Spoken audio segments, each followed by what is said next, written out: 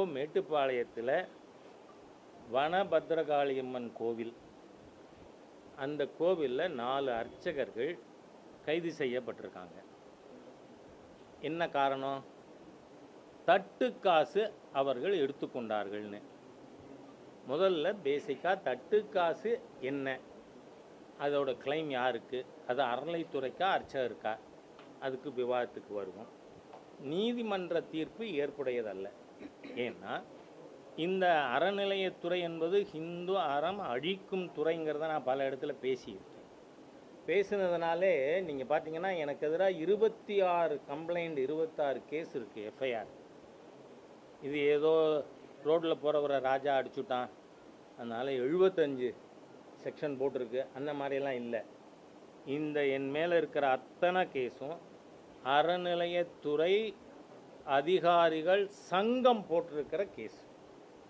அதாவது அவங்களுக்கு என்ன, இந்துக்களுக்காக கோவில்களுக்காக யாராவது குரல் கொடுத்தால் அந்த குரவலையை நரிச்சுடணும் அப்படிங்கக்கூடிய எண்ணத்தில் அவர்கள் போட்டிருக்கின்ற, அதுவும் பொய் வழக்கு தான். I am fighting the case. அதனால் திட்டமிட்ட ரீதியில் என்ன நடக்குது, அதாவது மதுராந்தகம் உங்களுக்கு தெரியும், ஏரி காத்தராமன். நான் பிரபலமாக இருக்கிறதுனால அந்த 1-2 மாத்திரம் சொல்லிவிட்டு இந்த இஷ்யூக்கு I will revert back. Madurantakam Ramar கோவிலுக்கு அர்ச்சகர் அப்பாயின்மெண்ட் ஆர்டர் நான் நேராக பார்த்தேன், பட்டாச்சாரியாரோட அப்பாயின்மெண்ட் ஆர்டர். தங்களுக்கு சம்பளம் இல்லை அப்படின்னா ஆர்டரில் இருக்குது. எந்த ஒரு இஓக்கோ ஜேசிக்கோ உங்களுக்கு சம்பளம் இல்லைன்னு ஆர்டர் கொடுங்கடா. நான் இது சொன்ன உடனே கோவம் வருதுங்க. அவ்வளவு அராஜகம் நடக்கிறது. அறநிலைத்துறை போல ஹிந்து மதத்தை அழிக்கிறதுக்கான ஒரு துறை இல்லை. சரி, நீங்கள் அப்போ கொடுத்தீங்கன்னா என்ன அர்த்தம்? What does it mean? தட்டு காசு அவருக்கு, அதனால நீங்கள் அப்பாயின்மெண்ட் ஆர்டர்லேயே தங்களுக்கு சம்பளம் இல்லைன்னு ஆர்டரில் கொடுங்க. I have seen the order myself. நான் என்றைக்குமே நான் நேரடியாக பார்க்காத விஷயம் பேசுறது கிடையாது. அதை பார்த்தா சில பேருக்கு எரிச்சல் வர்ற காரணம் ட்ரூத் இஸ் ஆல்வேஸ் பிட்டர். அதனால் சரி, சென்னை பூந்தமல்லியில் வரதராஜ பெருமாள் கோயில் இருக்குது. அதை திருக்கச்சி நம்பி கோயில்னு சொல்லுவாங்க. காரணம் ராமானுஜாச்சாரியாருடைய 6 குருநாதர்களில் ஒருவர் திருக்கச்சி நம்பி. அவருக்கு ஒரு சன்னதி இருக்குது. அது வரதராஜ பெருமாள் பூவிருந்தவல்லி தாயார். அதனால தான் அந்த ஊருக்கு பேர் பூவிருந்தவல்லின்னு பேர். அதை நம்ம பூனமல்லி ஆனமல்லின்னு பேசின்றோம். ஸோ அந்த ஊர் பேரே அந்த தாயார் பேரால் இருக்குது.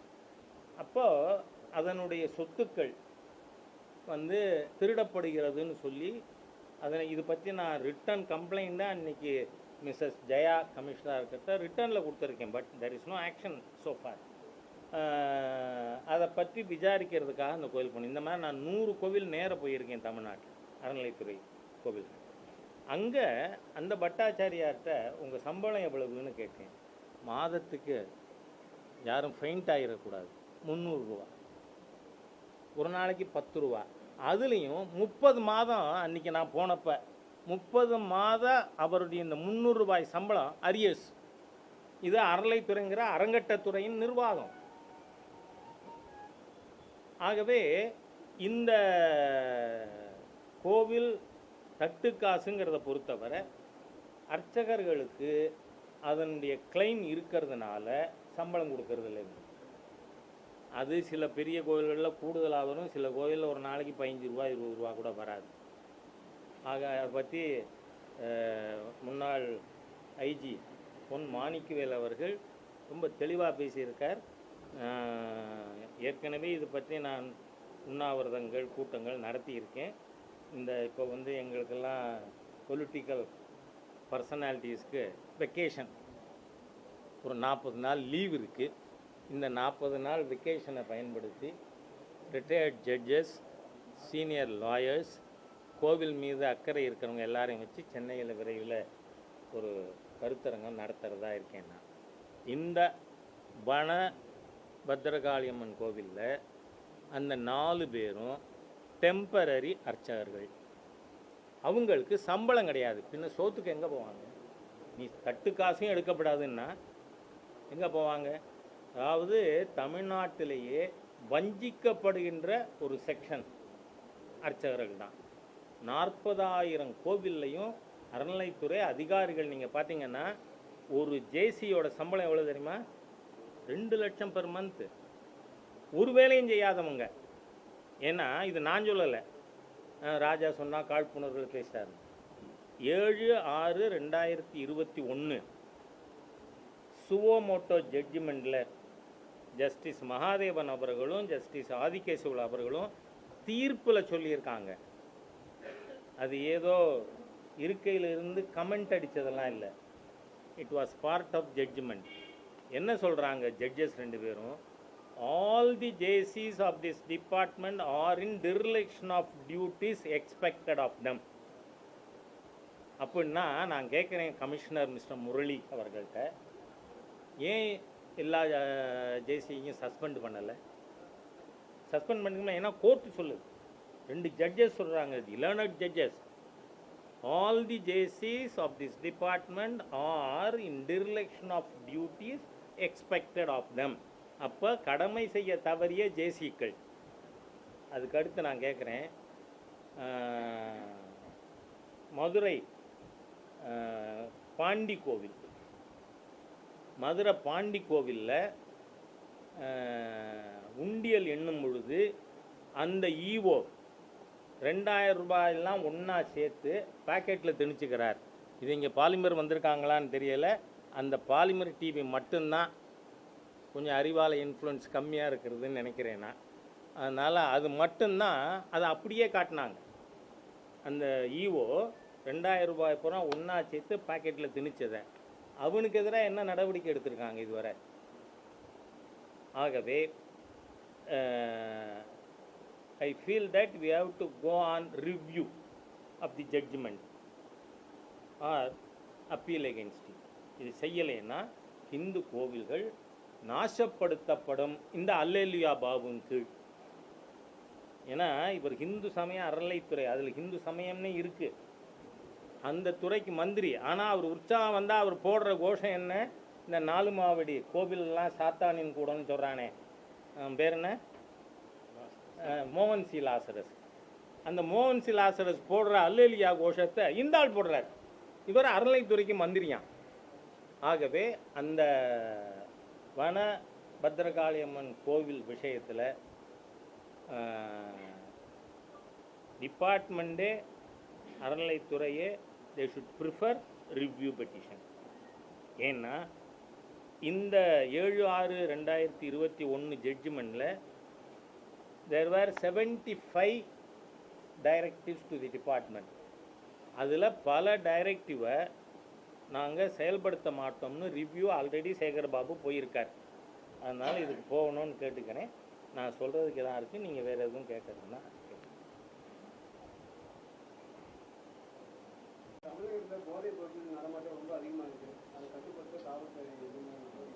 இந்த ஜாஃபர் சாதிக் செயல்பாட்டை கண்டிக்காத முதலமைச்சர் மு.க. ஸ்டாலின் தான் இத்தனை இதுவும் தமிழகம் போதை காடாக மாறினதுக்கு காரணம். ஏன்னா இன்னி வர 2000 கோடி ரூபாய்க்கு போதைப்பொருள் கடத்தின குற்றவாளியை கண்டிக்கலையே. நீங்கள் வேறு ஒன்றும் உங்கள்கிட்ட நடவடிக்கை கூட எதிர்பார்க்கலை. கண்டிச்சிருக்கணுமா வேணாமா? அப்படின்னா இந்த முதலமைச்சர், இந்த அரசாங்கம் தமிழகம் போதைப் பொருள்களின் காடாக இருக்க வேண்டும் என்று விரும்புகிறார்கள் என்று அர்த்தம். அதனால தான் பண்ணலை. ஏன்னா இவங்க இந்த சர்க்கார் எப்படின்னு சொன்னால், எப்போ பார்த்தாலும் இவங்கள்ட்ட என்ன இல்லையோ அதை பற்றி பேசுகிறது பழக்கம். புதுக்கோட்டையில் இப்போ பார்த்தீங்கன்னா குருவண்டான் தெருவில் குடிநீர் தொட்டியில் சாணி கரைக்கப்பட்டிருக்கு. இது யார் ஆட்சியில்? இந்த சோக்கால் சமூக நீதியா? சமூக அநீதியும் திமுகவும் ஒன்றுங்கிறதுக்கு ஏற்கனவே மலங்கரைச்சதை கண்டுபிடிக்க முடியலை இவங்களால். இப்போ என்னன்னா சாணம் கரைக்கப்பட்டிருக்கு. This government has to resign. ஸ்டாலினுக்கு சமூக நீதி மேலே எள்ளு முனை அளவாவது நம்பிக்கை இருக்குமானால் முத நேர்மையாக ராஜினாமா பண்ணுங்க. வெட்கம் இல்லாத அரசாங்கம், சமூக அநீதிக்கு ஊற்றுக்கண் திமுக. அதனால தான் இதை பற்றி இருங்கலை. அதனால் போதை பொறுத்த வரைக்கும் அந்த ஜாஃபர் சாதிக் அவர் வந்து நார்காட்டிக் கண்ட்ரோல் பியூரோவில் அதனுடைய vice president has gone on record என்ன சொல்லியிருக்கார், அந்த போதைப் பொருளில் வந்த பணத்தை வச்சு மங்கைங்கிற சினிமாவை 100% ஃபைனான்ஸ் பண்ணியிருக்கேன். எனக்கு தெரியாது, நான் இந்த சினிமாலெல்லாம் எனக்கு பெரிய அனுபவம் கிடையாது. மங்கை படம் யார் சம்பந்தமானதுன்னு நீங்கள் எழுதுங்க, நீங்கள் எழுதணும்னு நான் உங்கள்கிட்ட கேட்டுக்கிறேன். சார், குஜராத்லேருந்து கண்டுபிடிச்சேங்கிறது இந்த ரோட் சைடு பாரதி உளரில் வச்சு நம்ம பேசக்கூடாது. எப்படி கண்டுபிடிச்சிருக்காங்க நான் சொல்கிறேன். நீங்கள் இப்போ ஆப்கானிஸ்தான்லேருந்து வந்து 60 கிலோ கெட்டமீனோ வேறு ஏதோ போதைப்பொருள் தயாரிக்கிற மெட்டீரியல் வருது, குஜராத்தில் பிடிச்சாங்க. ஆனால் அதோட டெஸ்டினேஷன் என்ன? தமிழ்நாடு. நீங்கள் எக்ரி, குஜராத்தில் போலீஸ் செயல்படுது, நேர்மையாக இருக்குது, அதனால் பிடிக்கிறாங்க. அது கன்சைனி குஜராத்தில் உள்ளவர் இல்லை, வர்றது ஆப்கான் போன்ற நாடுகள்லேருந்து. அதனுடைய டெஸ்டினேஷன் தமிழ்நாடு. நான் இது பற்றி இப்போ இல்லை, 2 வருஷத்துக்கு முன்னாடி தேனியில் என் பொதுக்கூட்டத்தில் பேசியிருக்கேன். தமிழ்நாடு தான். ஏன்னா அப்போ வந்து அந்த சமயத்தில் பேராவூர்னில் 800 கிலோ கஞ்சா பிடிப்பட்டது, திண்டுக்கல்ல 450 கிலோ கஞ்சா பிடிப்பட்டது. அதனால் அப்போவே பேசினேன் தமிழ்நாடு. ஏன்னா இங்கே இருக்கிற ஒரு இன்டெலிஜென்ஸில் வேலை பார்த்த ஒரு காவல்துறை உயர் அதிகாரி மீண்டும் எல்டிடியை தமிழகத்தில் கட்டமைப்பதற்காக முயற்சி மேற்கொள்கிறார் அப்படின்னு ஒரு குற்றச்சாட்டு வந்தது. அதனால் இவங்க அந்த மாதிரியான சக்திகளை வச்சு போதைப் பொருள் கடத்துகிறாங்க. அதுக்கு டெஸ்டினேஷன் தமிழ்நாடு தான். நீங்கள் சொல்கிறாப்புல குஜராத்தில் பிடித்ததும் குஜராத்தில் போலீஸ் பிடித்தாங்க. எங்கே? குஜராத்தினுடைய கோஸ்ட்லேருந்து 60 கிலோமீட்டர் உள்ள கடலில் அங்கேருந்து பிடிக்கிறாங்க, குஜராத் போலீஸ் தான். ஆனால் அது ஆப்கான்லேருந்து வருது, தமிழ்நாட்டுக்கு வருது. அதனால் குஜராத் போலீஸ் செயல்படுறாங்க, வெளியில் வருது. தமிழ்நாடு போலீஸ் வாய மூடின்னு இருக்காங்க, வெளில வர்றதில்லை. ஏன்னா இன்றைக்கி நான் வந்து வெறும் சார்ஜ் சொல்கிறது இல்லை.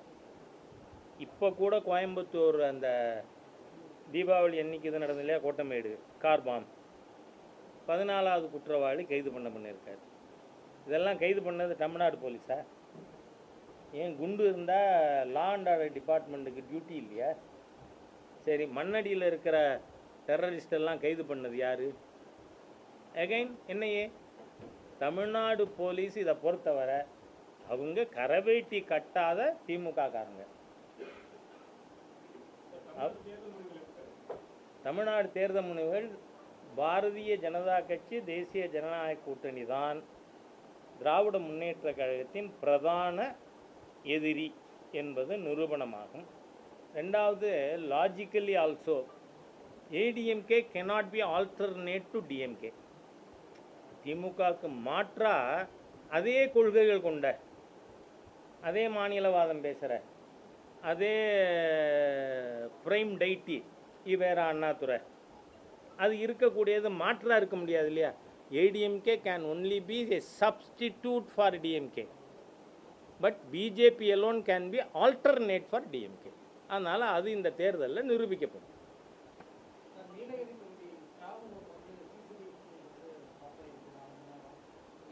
எனக்கு I don't know the details, அதனால் I don't want to make comment. நான் இதை பற்றி தெரிஞ்சுட்டு பேசுகிறேன். என் கருத்து இல்லை, நான் சொல்ல மாட்டேன். பட்டு ஸ்டாலினே என் ஃப்ரெண்டு தான். அந்த மாதிரி டிஎம்கேல நிறைய ஃப்ரெண்ட்ஸ் இருக்காங்க. அவங்க சொல்கிறாங்க, நாங்கள் இங்கே பொட்டியை காப்பாற்றுறதுக்காண்டி ராப்பகலாக கண்ணு முடிச்சு இங்கே காவை காப்போம், இவர் குடும்பத்தோடு போய் ஜாலியாக இருப்பாரா அப்படின்னு அவங்க பேசுகிறாங்க. அதை சொல்லியிருக்கேன் உங்கள்கிட்ட. இதில் என் கருத்து கிடையாது. நன்றி.